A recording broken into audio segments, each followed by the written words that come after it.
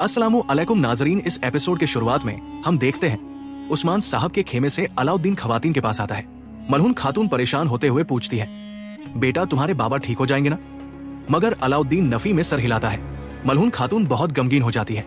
जंगल में यागित और फातिमा भाग रहे होते हैं, मगर जावीदार के सिपाही उन तक पहुंच आते हैं और उन्हें घेर लिया जाता है। मगर अगले लम्हे जावीदार के सिपाहियों पर अंधाधुंध तीर बरसने शुरू हो जाते हैं और देखते ही देखते तमाम जावीदार के सिपाही जहन्नुम वासिल हो जाते हैं।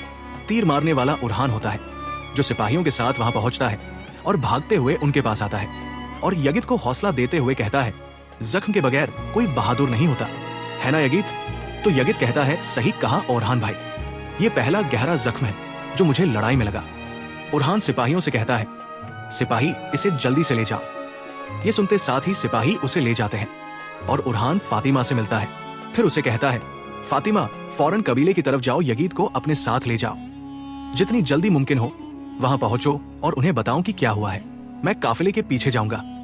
फातिमा कहती है, ठीक है भाई मेरे बाबा।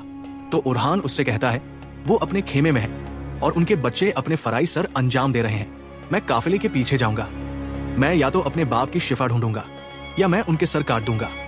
ये कहते साथ ही उरहान अपने सिपाहियों के साथ आगे बढ़ जाता है। इधर गोचा गुस्से में दीदार के साथ खेमे में दाखिल होती है और कहती है, आमा उन्होंने मुझे बोलने भी नहीं दिया। तो दीदार कहती है, वो नीलोफर को नापसंद करती थी, अब वो उसका दीफा कर रही है। अगर उस्मान सरदार फौत हो गए तो इस कबीले में हलचल मच जाएगी, मगर उन्होंने पहले ही ये काम शुरू कर दिया है। गोचा कहती है, दीदार खातून अल्लाह उन्हें जिंदगी दे, मगर दीदार कहती है।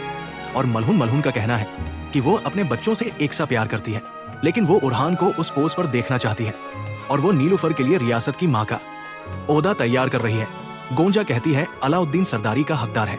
तमाम सरदारान ये बात बाखूबी जानते हैं, इसके अलावा बाबा भी यही चाहते हैं। दीदार कहती है, ठीक है, लेकिन देखो उसने मौका मिलने पर कहा वो अपने बच्चों की नस्ल की बात करती रहती है। उसने ये तुम्हारे लिए कहा। मैं तुम्हें बता दूं कि इसलिए वो शुरू से ही अलाउद्दीन की शादी किसी और से करवाना चाहती थी, ताकि उरहान ही इस कबीले का इकलौता वारिस लगे। क्योंकि मलहून जानती है कि तुम एक दूसरे से कितनी मोहब्बत करते हो। क्या वो नहीं जानती कि अलाउद्दीन पोस्ट के लिए भी तुम्हारी इजाजत के बगैर शादी नहीं करेगा? कुछ देर सोचने के बाद गोंजा कहती है, मैं इस खेल को बर्बाद कर दूंगी दीदार खातून। चोलपान को यहाँ बुलाओ, मैं उससे बात करूंगी। दीदार खुश होते हुए कहती है, मैं जानती थी कि तुम ये फैसला करोगी, मैंने उसे पहले ही बुला लिया था, वो आज आ जाएगी। गोंजा कहती है, खत्म हो जाएगा, ये सब कुछ जल्दी खत्म हो जाएगा। मेरा अलाउद्दीन भी साहिबे औलाद होगा और वो काई का सरदार होगा। उधर फ्लावियोस छीना हुआ लेकर आगे बढ़ रहा होता है और एक मुकाम पर रुकते हुए सिपाहियों से कहता है, फातिमा खातून आज फरार हो गई, लेकिन एक दिन हम जरूर एक दूसरे को देखेंगे। मैं काफिला लेकर जाऊंगा, तुम फौजियों के साथ रास्ते में जाल लगाओगे, रास्ते में कोई नजर आए तो उस पर रहम मत करना। ये कहते साथ ही फ्लावियोस आगे बढ़ जाता है। उधर हम देखते हैं कि कबीले के सरदारी खेमे में अलाउद्दीन गोंजा और हलीमा से कहता है, काफिर और अलखानी साहब हम पर हमले कर रहे हैं, हम मोहतात रहेंगे। मैं कुछ बाजियान और सिपाहियों को जुनूब की तरफ मुंतकिल करूंगा। मलहून खातून परेशानी में उस्मान साहब को देख रही होती है। गोंचा कहती है, अलाउद्दीन बाजियान के सरबराह का इंतखाब नहीं किया गया। मलहून खातून एकदम से आगे बढ़ते हुए कहती है, मैं किसी मुनासिब शख्स का इंतखाब करूंगी। गोंचा कहती है, मां हम पुल उबूर करते वक्त घोड़े नहीं बदल सकते। मैं जानती हूँ कि ये मेरी जगह नहीं है, लेकिन मेरे ख्याल में हलीमा को वजीफा जारी रखना चाहिए। मलहून खातून कहती है, तुम ठीक कहती हो गोंचा, ये तुम्हारी जगह नहीं है। हलीमा ने गलती की थी और ये सजा भुगतेगी। हलीमा कहती है, माँ आप मुझे सजा नहीं दे रही, बल्कि आप बाजियान को सजा दे रही है। मलहून खातून कहती है, तुम्हें ये नाफरमानी नहीं करनी चाहिए थी और ऐसा करने से पहले सोचना चाहिए था। ये खत्म हो गया है, अब तुम बाजियान की सरबराह नहीं हो। मगर अलाउद्दीन कहता है, बस मैं आपकी बातों का एहतराम करता हूँ, लेकिन अभी नहीं माँ, अभी नहीं, इस वक्त नहीं जब दुश्मन हमारे दरवाजे पर हो। इन मसाइल से निजात पाने के बाद आप इसे सजा दे सकती है। मलहून खातून गुस्से से कहती है, तुम कब से मेरे फैसलों पर सवाल उठाने और मुखालफत करने लगे? क्या तुम अपनी माँ को नजरअंदाज करके अपना फर्ज अदा कर रहे हो? अलाउद्दीन कहता है, मेरा हुक्म हतमी है, हम अब इंतजार और बहस नहीं कर सकते।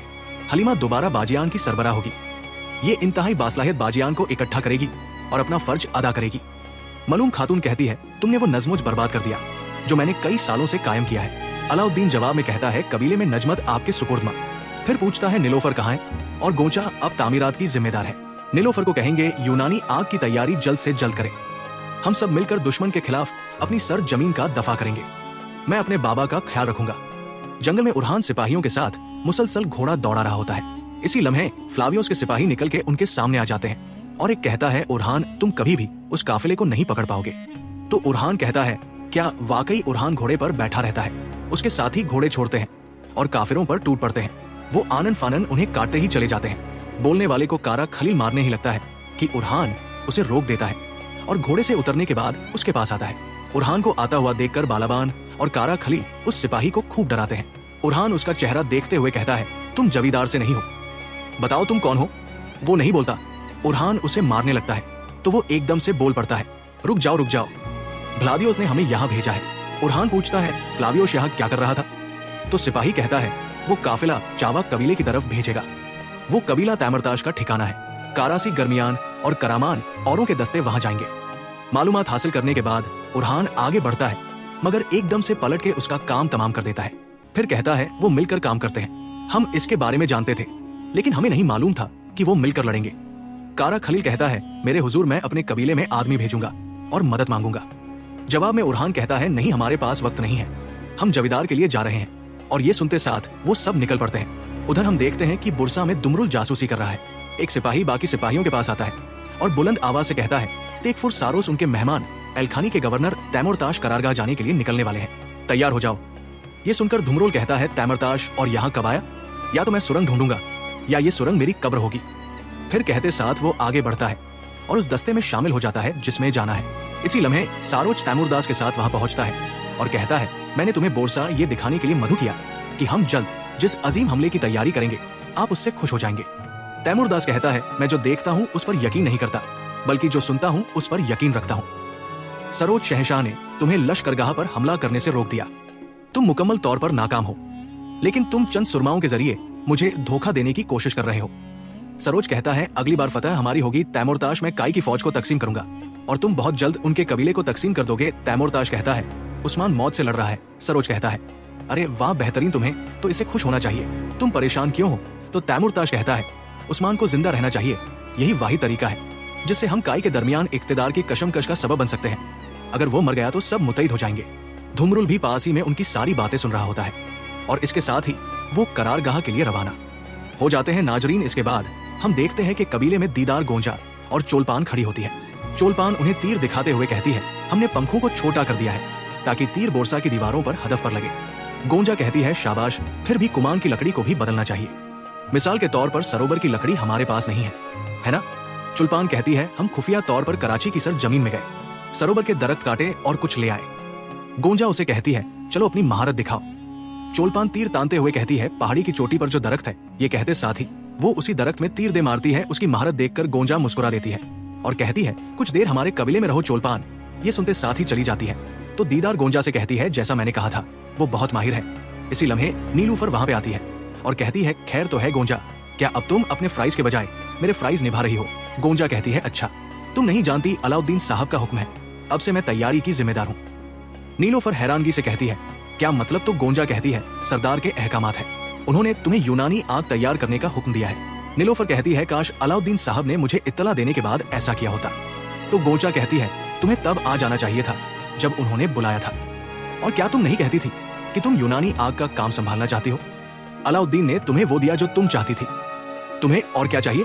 नीलोफर कहती है कहते हैं कि मुश्किल वक्त में लोग एक दूसरे को जानते हैं, तो मैंने तुम्हें अच्छी तरह जान लिया गोंजा। ये कहते साथ ही नीलोफर चली जाती है और दीदार गोंजा से कहती है तुम जानती हो कि चोलपान औची साहब की बेटी है, क्या ख्याल है तुम्हारा।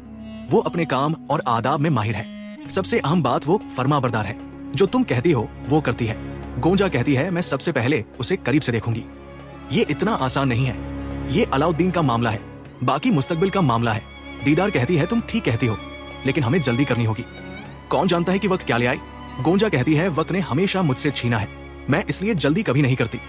मैं जानती हूँ कि आग पर रखा हुआ लोहा बहुत जल्द मुड़ जाता है। दीदार कहती है अगर लोहा कई रातों में तैयार हो तो ये बेहतरीन शक्ल इख्तियार कर लेता है, हमारे पास कोई और रास्ता नहीं है गोंचा। ये कहते साथ ही दीदार चली जाती है और गोंचा आगे बढ़ती है तो उसे अलाउद्दीन नजर आता है। वो उसे देखते हुए कहती है मेरे अलाउद्दीन मेरा दिल जल रहा है और मैं ये आग अपने हाथों से भड़का रही हूँ, तुम्हारे लिए, सिर्फ तुम्हारे लिए। जंगल में उरहान सिपाहियों के साथ मुसलसल आगे बढ़ रहा है। कुछ देर आगे बढ़ने के बाद उसकी नजर नीचे से गुजरने वाले फ्लावियोस पर पड़ती है। कारा खलील कहता है फ्लावियोस भेस बदल कर आया हुआ है। तो उरहान कहता है जावदार कबीला करीब ही है, अतराफ में जाल हो सकते हैं, अगर हम बेनकाब हो गए तो हम कामयाब नहीं हो सकते। हम पैरवी करेंगे, हम खामोशी से जाएंगे। ये कहते साथ ही वो उसका पीछा शुरू कर देता है।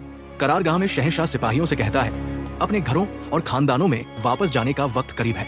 मेरे सिपाहियों, बुरसा को उस्मान साहब की खातिर फतह करना। तुम्हारे साथ मिलकर पत्थर पर पत्थर और जिस्मों को सर के बगैर छोड़ना मेरे कंधे का बोझ है। ये सुनते साथ ही सिपाही तलवारें लहराते हुए कहते हैं, शहंशाह साहब जिंदाबाद, शहंशाह साहब जिंदाबाद। शहंशाह मजीद कहता है, उस्मान साहब और उनकी जगह ना मुकर्रर होने वाले अलाउद्दीन साहब के लिए बुरसा को फतह करने से ज्यादा अहम कोई चीज नहीं है। और इस मुबारक रास्ते में एक तरफ जरकुताई साहब, दूसरी तरफ बोरान साहब मौजूद है। ये सुनते साथ ही सिपाही एक बार फिर उस्मान साहब जिंदाबाद, अलाउद्दीन जिंदाबाद के नारे बुलंद करते हैं। फिर शहंशाह औजी से कहता है, अपने सिपाहियों के साथ बोरसा के इर्द गिर्द शहर की दीवारों के सबसे कमजोर मुकामात को तलाश करें। फिर सरदार सुंगुर से कहता है, खाम माल को कीमती अशिया में बदलने के लिए आप जिम्मेदार होंगे। आप ओरहान साहब के जमाने के टूटी हुई तमाम खराबशुदा मंजनिकों की मरम्मत करेंगे। हम बाजंतीन पर बोरसा को इतनी सख्ती से जला देंगे कि वो एजनिक और एज दोनों को छोड़कर खुद अपने हाथों से हमारे हवाले करेंगे। तो नाजरीन, इसके साथ ही एपिसोड भी इख्तिताम पजीर होती है। वीडियो पसंद आए तो लाइक कर दें, शेयर कर दें। सब्सक्राइब नहीं किया हुआ तो सब्सक्राइब करने के साथ साथ घंटी वाले आइकॉन को दबाना मत भूलें। मिलते हैं इंशाल्लाह नेक्स्ट वीडियो में। तब तक के लिए रखें अपना और अपनों का बहुत ज्यादा ख्याल। अल्लाह निगहबान।